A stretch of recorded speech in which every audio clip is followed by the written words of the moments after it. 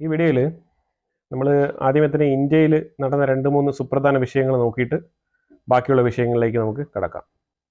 അപ്പോൾ അതിൽ JSW ഇത് വളരെ ഫേമസ് ആയിട്ടുള്ള ഒരു കമ്പനിയാണ്. നല്ല പൊട്ടൻഷ്യലുള്ള ഇൻവെസ്റ്റ്മെൻറ്റിന് പ്രാപ്തിയുള്ള നല്ല കമ്പനിയാണ്.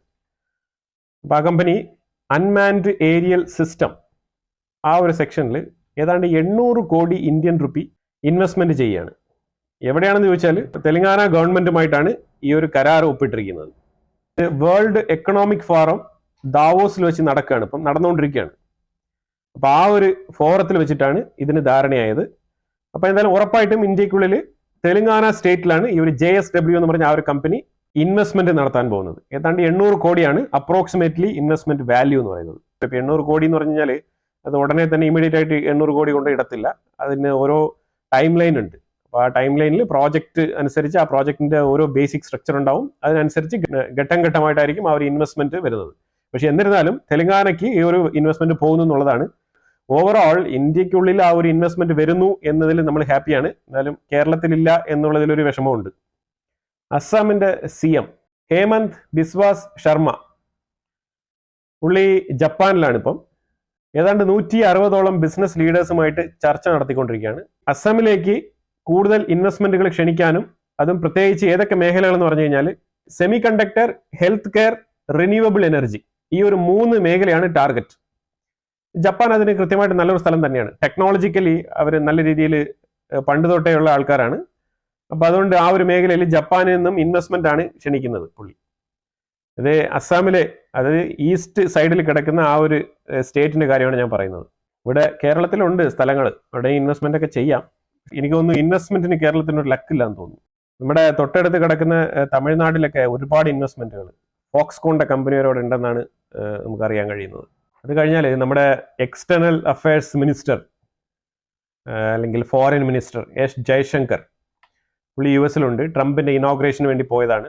അവിടെ തുടരെ ഒരുപാട് മീറ്റിംഗ്സ് ഒക്കെ നടക്കുന്നുണ്ട്. ബൈലേറ്ററൽ റിലേഷൻഷിപ്പിനെ ചൊല്ലിയുള്ള ഒരു മീറ്റിംഗ് നടന്നായിരുന്നു. US-ഉമായിട്ടുള്ള ബൈലേറ്ററൽ റിലേഷൻഷിപ്പ് ഇന്ത്യയുമായിട്ട് യാതൊരു രീതിയിലുള്ള ആശങ്കയ്ക്കും വഴിയില്ല. നല്ല രീതിയിലുള്ള റിലേഷൻഷിപ്പാണ് ബിൽഡ് ചെയ്യാൻ ട്രംപ് ആഗ്രഹിക്കുന്നതായിട്ടാണ് പുള്ളി ഇന്ന് വാർത്ത കൊടുത്തിരിക്കുന്നത്. അതിൽ പുള്ളി പറഞ്ഞ കാര്യം എന്ന് പറഞ്ഞാൽ ചെറിയൊരു ഈ വിസ, അതായത് ഇന്ത്യയിൽ നിന്നും ജോലിക്കായിട്ട് വിസ അപ്ലൈ ചെയ്ത ആൾക്കാർക്കൊക്കെ ചെറിയ തടസ്സങ്ങൾ നേരിടുന്നുണ്ട് എന്നുള്ളത് ഒരു വസ്തുതാപരമായ കാര്യമാണ്. അത് വേറെ ഒന്നും കൊണ്ടല്ല, ചെറിയൊരു അൺസർട്ടനിറ്റി USA-ൽ, അതായത് പുതിയ ഗവൺമെന്റ് മാറിയത് കൊണ്ട് തന്നെ അവിടെ പല ഗവൺമെന്റ് സ്ഥാപനങ്ങൾക്കും ചില തീരുമാനങ്ങൾ എടുക്കാനുള്ള ഒരു ചെറിയൊരു കാലതാമസം, അത് തന്നെയാണ് സംഭവം. കാരണം ഈ പുതിയ പ്രസിഡന്റിന്റെ നിലപാടുകൾ എന്താണെന്ന് അറിയണമല്ലോ. അത് ഓരോ ഡിപ്പാർട്ട്മെന്റുകളായിട്ട് ക്ലാരിഫിക്കേഷൻ ചെയ്ത് വരുന്നതേ ഉള്ളൂ. അപ്പൊ അതുകൊണ്ട് കുറച്ച് ടൈം എടുക്കും ഈ വിസ ഒക്കെ കിട്ടാൻ വേണ്ടിയിട്ട്. ഇല്ലീഗൽ എമിഗ്രന്റ് എവിടെയായാലും ഇല്ലീഗൽ തന്നെയാണ്. നമ്മളിപ്പം ഇവിടെ ബംഗ്ലാദേശിൽ നിന്ന് വരുന്ന ഇല്ലീഗൽ എമിഗ്രന്റ് നമുക്കൊരു ബുദ്ധിമുട്ടായിട്ട് മാറുന്നുണ്ടല്ലോ, അതുപോലെ തന്നെയാണ്. അതായത് പുള്ളി ഇപ്പൊ ട്രംപ് പറയുന്നത് ലീഗലായിട്ട് അമേരിക്കയ്ക്ക് വരാനുള്ള എല്ലാ മാർഗങ്ങളും ഉണ്ട്. അപ്പൊ ആ രീതിയിൽ ലീഗലായിട്ട് വരിക, ഇല്ലീഗലായിട്ട് വരാതിരിക്കുക, അതാണ് പുള്ളി ഉദ്ദേശിക്കുന്നത്. അപ്പൊ അതുകൊണ്ട് തന്നെ ലീഗലായിട്ട് പോയവർക്ക് എല്ലാ കാലത്തും എല്ലാ അംഗീകാരങ്ങളും കിട്ടും, അതിൽ യാതൊരുവിധ സംശയമില്ല എന്നുള്ളതാണ്. പിന്നെ ഇപ്പൊ ഇല്ലീഗലായിട്ട് പോയിരിക്കുന്ന ആൾക്കാരെ ഒന്നും പറയാനില്ല എന്നുള്ളതാണ്. അവരുടെ അവസ്ഥ കൊണ്ടോ അല്ലെങ്കിൽ ജീവിതത്തിൽ എന്തെങ്കിലും ഉയർച്ച നേടിക്കളയാമെന്ന് വിചാരിച്ചിട്ടും പോയതായിരിക്കും. പക്ഷെ പറഞ്ഞിട്ട് കാര്യമില്ല, ഇല്ലീഗലാണ്. നമ്മളുടെ സിയാച്ചിൻ മേഖലയിൽ ലഡാക്ക് ഭാഗത്ത്, ആ സിയാച്ചിനോട് ചേർന്ന് കിടക്കുന്ന ലഡാക്ക്, ഈസ്റ്റേൺ ലഡാക്ക് മേഖലയിൽ ഇന്ത്യൻ ആർമി 2 ബെയിലി പാലം പണിതിട്ടുണ്ട്. ഈ പാലം 50 അടി വീതിയും 100 അടി നീളമുള്ള പാലങ്ങളാണ് പണിതിരിക്കുന്നത്. ഇത് പണിതത് വേറെ ഒന്നും കൊണ്ടല്ല, അവിടുത്തെ വില്ലേജസ്, ഒരു 4-5 വില്ലേജസ് ഉണ്ട് അവിടെ. ആ വില്ലേജസിന് ഈ ഒരു തണുപ്പ് കാലത്ത് അവരുടെ ട്രാൻസ്പോർട്ടേഷൻ സുഗമമാക്കാനും അതുപോലെ തന്നെ അവർക്ക് എളുപ്പത്തിൽ എത്തിച്ചേരാനും ഏതാണ്ട് 40 കിലോമീറ്ററോളം ഈ ഒരു പാലം കൊണ്ട് യാത്ര കുറയ്ക്കാൻ പറ്റും. അത് ഏതാണ്ട് ആ ഒരു മേഖലയിൽ. അതുകൊണ്ട് തന്നെ ഈ 40 കിലോമീറ്റർ യാത്ര ചെയ്യാൻ ആ ഗ്രാമങ്ങളിലുള്ള ആൾക്കാർക്ക് 2 മണിക്കൂർ അഡീഷണൽ വേണ്ടി വരും അത്രേ. അപ്പൊ അതുകൊണ്ട് ആ ഒരു പ്രശ്നം ഈ ഒരു പാലം മുഖേന ഒഴിവാകുന്നതാണ്. അത് മാത്രമല്ല, ഇന്ത്യക്ക് അവിടെയുള്ള ഒരു പ്രധാനപ്പെട്ട പ്രശ്നം എന്ന് പറഞ്ഞാൽ ഇപ്പം ചൈന അവിടെ വന്ന് സ്റ്റാൻഡ് ഓഫ് ചെയ്ത് നിൽക്കുന്നുണ്ട്. അതിന് ഒരു കാരണമായിട്ട് ഈ ഒരു വില്ലേജസിനെ കാണിച്ചുകൊണ്ടാണ് ഈ ഒരു പാലം പണിതിരിക്കുന്നത്. ഇത് പ്രത്യേകിച്ച് ആർമിക്ക് വളരെ പെട്ടെന്ന് തന്നെ മൂവ് ചെയ്ത് വെപ്പൺസ് ഒക്കെ അങ്ങോട്ട് കൊണ്ടുപോകാനും, ഏതെങ്കിലും ഒരു സാഹചര്യത്തിൽ ചൈനയ്ക്കിട്ട് 2 കൊടുക്കാനുള്ള സാഹചര്യം ഒരുങ്ങിക്കഴിഞ്ഞാൽ വളരെ പെട്ടെന്ന് തന്നെ അവിടെ മിഷണറീസ് ഒക്കെ സെറ്റാക്കി വെക്കാനും ആ ഒരു ആർമിയുടെ ഒരു കൺവീനിയൻസിന് വേണ്ടിയിട്ടാണ് ഈ ഒരു ബെയിലി പാലം 2 അവിടെ ഇപ്പം നിർമ്മിച്ചിരിക്കുന്നത്. പ്രത്യേകിച്ചും ഈ സിയാച്ചിൻ റീജിയനെ ഹെൽപ്പ് ചെയ്യുന്ന രീതിയിലാണ് ഈ ഒരു പാലം വന്നിരിക്കുന്നത്. പിന്നെ ചൈനയ്ക്ക് ഇപ്പൊ ഈ ഇടയായിട്ട് ഭയങ്കര സ്നേഹമാണ് ഇന്ത്യയോട്. എന്താണെന്ന് അറിയത്തില്ല, ട്രംപ് 60% ടാക്സ് ഇമ്പോസ് ചെയ്തുകൊണ്ടാണെന്നും അത് തന്നെയായിരിക്കും മെയിൻ ആയിട്ടുള്ള കാരണം. വേറെ ഒന്നും പറയാനില്ല. കാരണം ഇന്ത്യക്കുള്ളിൽ വേണം ഇനി കമ്പനികളൊക്കെ സ്ഥാപിച്ച് പുതിയ അവരുടെ കമ്പനികളൊക്കെ ഇവിടെ ഓപ്പൺ ചെയ്ത് അവർക്ക് അവരുടെ ടാക്സ് ഇമ്പോസ്, അതായത് US-ന്റെ 60% ടാക്സ് ഉണ്ടല്ലോ, അതിൽ നിന്നും എങ്ങനെയും രക്ഷപ്പെടണമല്ലോ. അതിന് രക്ഷപ്പെടാനുള്ള ഒരു മാർഗമാണ് ഈ ഒരു ഇന്ത്യയിൽ കമ്പനി ഇടുക എന്നുള്ളത്. ഇന്ത്യ ഈ ഒരു സാഹചര്യം നന്നായിട്ട് യൂട്ടിലൈസ് ചെയ്യണം. ഇന്ത്യ ഒരിക്കലും ചൈനീസ് കമ്പനിയെ ഇൻഡിപെൻഡന്റ് ആയിട്ട് ഇവിടെ ഇൻവെസ്റ്റ്മെന്റ് ചെയ്ത് ഇവിടെ അവരെ സോൾ എസ്റ്റാബ്ലിഷ്മെന്റ് ആയിട്ട് വളരാൻ വിടരുത്.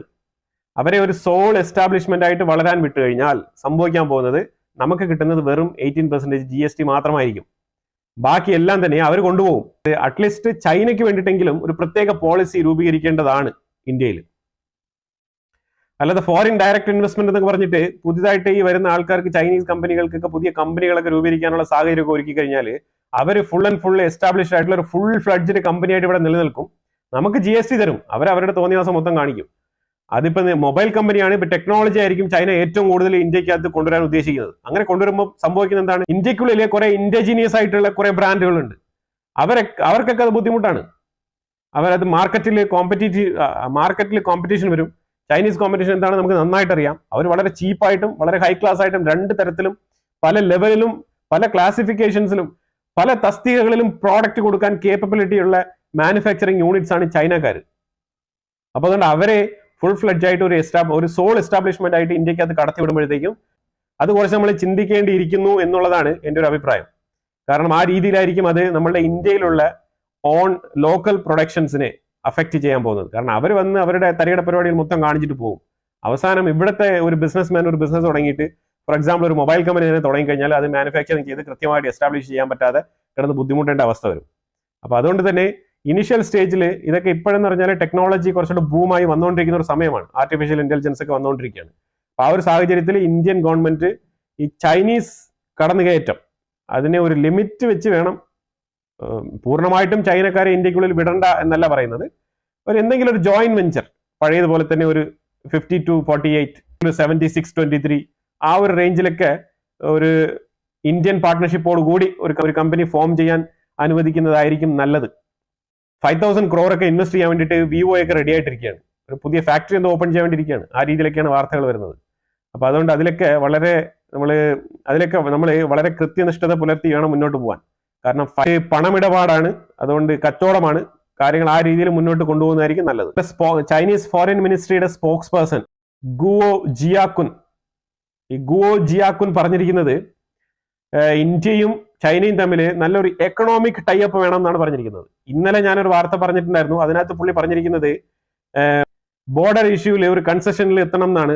പ്രത്യേകിച്ചും ലഡാക്ക് മേഖലയിൽ നമ്മളല്ലല്ലോ കൊണ്ട് നിർത്തിയത്. വീട് പണിയാൻ വേണ്ടി വന്നത് ചൈനയാണ് അവിടെ, അല്ലാതെ നമ്മളല്ല. ഈസ്റ്റേൺ ലഡാക്കിന്റെ ഭാഗത്ത് അവർ കയറി വന്നതുകൊണ്ടാണ് നമ്മൾ അവിടെ പോയി നിൽക്കുന്നത്. അപ്പൊ അതുകൊണ്ട് എപ്പോഴും അഗ്രഷൻ അവരുടെ ഭാഗത്തു നിന്നാണ്. അവരാണ് അതിൽ തീരുമാനം എടുക്കേണ്ടത്, അല്ലാതെ ഇന്ത്യ അതിനകത്തൊന്നും ചെയ്യാനില്ല എന്നുള്ളത്. അപ്പൊ അതിനകത്ത് ആ ഡയലോഗ് പറഞ്ഞപ്പോൾ ഏതാണ്ട് 2.8 ബില്യൺ പീപ്പിളിന് ബെനിഫിഷ്യൽ കിട്ടുന്ന ഒരു കാര്യമാണ് ഇന്ത്യയും ചൈനയും തമ്മിൽ ഒരു എക്കണോമിക് ജോയിന്റ് വെഞ്ചറിലോട്ട് പോകുന്നത് എന്നാണ് പുള്ളി അവകാശപ്പെടുന്നത്. അത് ഇന്ത്യക്ക് അറിയാം നന്നായിട്ട്. പക്ഷെ നിങ്ങളുടെ ഈ ഒരു സ്വഭാവം, ഈ കടന്നുകയറ്റം, അഗ്രഷൻ, ബോർഡറിൽ കിടക്കുന്ന സ്ഥലങ്ങളെല്ലാം എന്റെയാണെന്ന് പറയുക, മൊത്തം കടലും സൗത്ത് ചൈന സീ മൊത്തം നിങ്ങളുടെയാണെന്ന് പറയുക, ഇങ്ങനത്തെ പരിപാടികളൊക്കെ വരുന്നത് കൊണ്ടാണ് ഇന്ത്യ കുറച്ച് ബാക്കൗട്ട് അടിച്ച് നിൽക്കുന്നത്. കുറച്ചു കാലത്തിന് ശേഷം പാകിസ്ഥാൻ LOC ജമ്മു കാശ്മീർ ബോർഡറിൽ ഒരു ഡ്രോൺ പറപ്പിച്ചിട്ടുണ്ട്. അപ്പൊ ആ ഡ്രോൺ കണ്ടെത്തി ഇന്ത്യൻ ആർമി അതിനെ ന്യൂട്രലൈസ് ചെയ്തിരിക്കുകയാണ്. അതിനെ വെടിവെച്ചിട്ടു എന്നാണ് പറയുന്നത്. ഇടയ്ക്കിടയ്ക്ക് ഇങ്ങനെ നമ്മളുടെ ആർമി ഓഫീസേഴ്സ് വിജിലന്റ് ആണോ എന്ന് മനസ്സിലാക്കാൻ വേണ്ടിയിട്ട് അവര് ഡ്രോൺ പറത്തുന്നതാണ് അവിടെ നിന്ന്. പിന്നെ ജയശങ്കർ പറഞ്ഞ ഒരു വിഷയം കൂടെ ഉണ്ടായിരുന്നു. അതിനകത്ത് ക്വാഡിന്റെ ഇമ്പോർട്ടൻസ്, അതായത് ഇൻഡോ പസഫിക് റീജിയനിൽ ക്വാഡിന്റെ ഇമ്പോർട്ടൻസിനെ കുറിച്ച് ഒന്നുകൂടെ സ്ട്രെങ്തൻ ചെയ്ത് പുഷ് ചെയ്ത് പുള്ളി സംസാരിച്ചു. അത് വേറെ ഒന്നും കൊണ്ടല്ല, ഇപ്പൊ ട്രംപ് വന്നതുകൊണ്ട് തന്നെ ഇൻഡോ പസഫിക് റീജിയനിൽ ഇന്ത്യക്ക് ഒരു കീ റോൾ പ്ലേ ഉണ്ടെന്നാണ് മനസ്സിലാക്കാൻ പറ്റുന്നത്. നമ്മളും അതിന്റെ ഒരു സ്ട്രാറ്റജിക്കിന്റെ ഭാഗമായിട്ട് എടുത്ത് മുന്നോട്ട് കൊണ്ടുപോകേണ്ടത് അത്യാവശ്യമായിട്ടാണ് മനസ്സിലാക്കുന്നത്. കാരണം അവർക്ക് ഇപ്പം ചൈനയാണ് ഇപ്പൊ പ്രധാനമായിട്ടും US-ന് എതിരെ നിൽക്കുന്ന ഒരു രാജ്യമായിട്ട് ഇപ്പം നമുക്ക് മനസ്സിലാകുന്നത്. ഈ റഷ്യയെക്കാളും ഏറ്റവും കൂടുതൽ ചൈനയാണ് ഇപ്പം ഇതിന്റെ ഒരു ഓപ്പോസിറ്റിൽ നിൽക്കുന്ന ഒരു രാജ്യം. അതുകൊണ്ട് തന്നെ 60% ടാക്സ് നിങ്ങളൊന്നും ആലോചിക്കാൻ പോലും പറ്റത്തില്ല. അതാണ് സംഭവം. അപ്പൊ ഇന്ത്യ ശരിക്കും പറഞ്ഞപ്പോൾ ട്രംപിനാണെങ്കിലും മൊത്തത്തിൽ എല്ലാ രാജ്യങ്ങൾക്കും ടാക്സ് കൊടുത്തുകൊണ്ട് ജീവിക്കാൻ പറ്റത്തില്ല. അങ്ങനെ ജീവിച്ചു കഴിഞ്ഞാൽ ഇപ്പം അത്യാവശ്യ സാധനങ്ങൾ, ഇപ്പം അമേരിക്കയിൽ ഇല്ലാത്ത സാധനങ്ങൾ ഇറക്കുമതി തന്നെ ചെയ്യേണ്ട സാധനങ്ങളാണെങ്കിൽ എന്ത് ചെയ്യും? അപ്പോൾ ആ സാധനത്തിന്റെ വില ഈ ടാക്സിന്റെ തോതനുസരിച്ച് ഉയരും. അങ്ങനെ ഉയരുമ്പോഴത്തേക്കും അമേരിക്കയുടെ ഉള്ളിൽ തന്നെയാണ് ആ പ്രൈസ് കൂടാൻ പോകുന്നത്, ഇൻഫ്ലേഷൻ ആവും.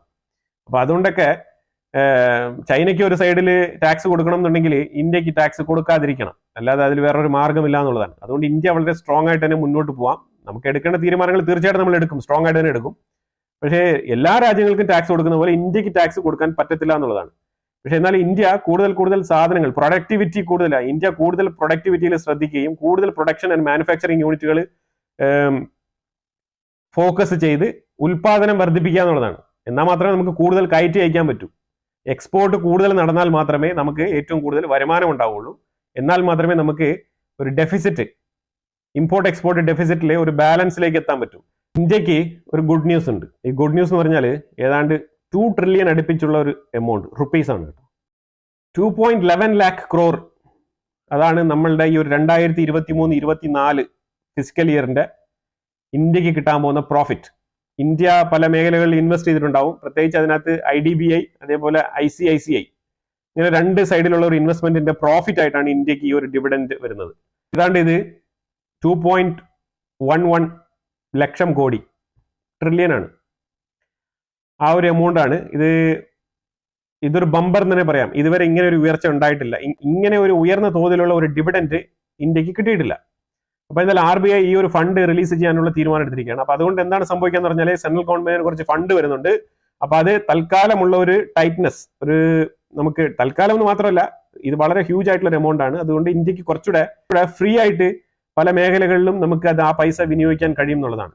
അപ്പൊ അത് ശരിക്കും പറഞ്ഞാൽ നമ്മുടെ ഇപ്പൊ തൽക്കാലമുള്ള ഒരു റുപ്പീസിന്റെ ഒരു വീക്ക്നെസ് ഉണ്ടല്ലോ, ഡോളറിനെതിരെയുള്ള റുപ്പീസിന്റെ ഒരു വീക്ക്നെസ്, അപ്പൊ അതിനെ കുറച്ച് പിടിച്ചു നിർത്താൻ കഴിയും എന്നാണ് പറയുന്നത്. അപ്പൊ അതിന് സെൻട്രൽ ഗവൺമെന്റ് ചില പ്ലാനും ചില ഐഡിയാസ് ഒക്കെ വെച്ചിട്ടുണ്ട്. അപ്പൊ അത് ഏത് രീതിയിലാണ് കൊണ്ടുപോകുന്നത് നമുക്ക് അറിയത്തില്ല. കാരണം നമുക്ക് ഇപ്പൊ നമ്മൾ പ്രധാനമായിട്ടും ഇതുവരെ കഴിഞ്ഞ നവംബർ മുതൽ നമ്മൾ നോക്കിക്കഴിഞ്ഞാൽ ഏതാണ്ട് 200, കഴിഞ്ഞ സെപ്റ്റംബർ മുതൽ നമ്മൾ ഏതാണ്ട് 250, കഴിഞ്ഞ സെപ്റ്റംബർ മുതൽ ഇനി അങ്ങോട്ട് കുറച്ചുകൂടെ പിടിച്ചു നിൽക്കണം എന്നുണ്ടെങ്കിൽ ഇനി ഒരു 1-2 മാസം കൂടെ ഉണ്ട് ഈ ഒരു ഫിസിക്കൽ ഇയർ തീരാൻ വേണ്ടിയിട്ട്. അപ്പൊ ആ ഒരു ഫിസിക്കൽ ഇയറിൽ നമുക്ക് ഏതാണ്ട് 700 ബില്യൺ ആണ് നമ്മളുടെ ഫോറിൻ റിസർവ് ഉണ്ടായിരുന്നത്, ഡോളേഴ്സ്. അതിലൊരു 250 മില്യൺ നമ്മൾ ചെലവാക്കേണ്ടി വരും എന്നാണ് RBI കണക്ക് കൂട്ടുന്നത്. അപ്പൊ അതിൽ ഏതാണ്ട് നമ്മൾ 169 ബില്യൺ ഓൾറെഡി നമ്മൾ ചെലവാക്കി കഴിഞ്ഞു. ഇപ്പൊ തന്നെ ഏതാണ്ട് 550 ബില്യൺ റേഞ്ചിലൊക്കെ എത്തിയിട്ടുണ്ട്. ഇത് എപ്പോഴും കൂടിയും കുറഞ്ഞിരിക്കും. ഡെയിലി ട്രാൻസാക്ഷനും നമ്മുടെ GDP ഇതൊക്കെ അനുസരിച്ച് വേരിയേഷൻസ് വന്നുകൊണ്ടിരിക്കും ഈ ഒരു ഫോറിൻ കറൻസിയിൽ. തൽക്കാലം എന്തായാലും നമ്മൾ 550-നും 600-നും ഇടയ്ക്കാണ് 550-നും 600-നും ഇടയ്ക്കാണ് നമ്മുടെ ഫോറിൻ റിസർവ് ഉള്ളത്. അപ്പൊ അത് ഇനിയും കുറയും. ഇനി ഒരു 100 ബില്യൺ കൂടെ കുറയാനുള്ള സാധ്യതയാണ് ഉള്ളത് ഈ ഒരു ഫിസിക്കൽ ഇയർ തീരുന്നതിന് മുമ്പായിട്ട്. അപ്പൊ അതുകൊണ്ട് ഈ ഫിസിക്കൽ ഇയർ തീരുന്നത് മാർച്ച് 31 അതുവരെയുള്ള ഒരു പ്രൊജക്ഷനാണ് ഞാൻ പറയുന്നത്. പക്ഷെ അതിനു മുമ്പ് തന്നെ ഈ ഒരു ഡിവിഡൻഡ് ഇന്ത്യക്ക് കിട്ടിയത് ഇതൊരു പ്ലസ് പോയിന്റ് ആണ്. അതുപോലെ തന്നെ ഈ എമൗണ്ട് വേണമെങ്കിൽ റീഇൻവെസ്റ്റ്മെന്റ് ചെയ്ത് നമുക്ക് വീണ്ടും ഗവൺമെന്റിന് വേണമെങ്കിൽ പ്രോഫിറ്റ് ഉണ്ടാക്കാം. അത് ഗവൺമെന്റിന്റെ ചെലവിന് വേണ്ടി എടുക്കണോ അല്ലെങ്കിൽ റീഇൻവെസ്റ്റ്മെന്റ് ചെയ്ത് വീണ്ടും പ്രോഫിറ്റ് ഉണ്ടാക്കണോ എന്നുള്ളതൊക്കെ സെൻട്രൽ ഗവൺമെന്റ് തീരുമാനിക്കുന്ന കാര്യങ്ങളാണ്. അപ്പൊ എന്തായാലും ഇന്ത്യക്ക് ഒരു ഡിവിഡൻഡ് ഒരു അഡീഷണൽ പ്രോഫിറ്റ് ആയിട്ടാണ് കരുതപ്പെടുന്നത്. ആദ്യമായിട്ടാണ് ചാനൽ കാണുന്നുണ്ടെങ്കിൽ മറക്കാതെ സബ്സ്ക്രൈബ് ചെയ്യുക. വീണ്ടും അടുത്ത വിഷയമായിട്ട് വരാം. Thank you so much.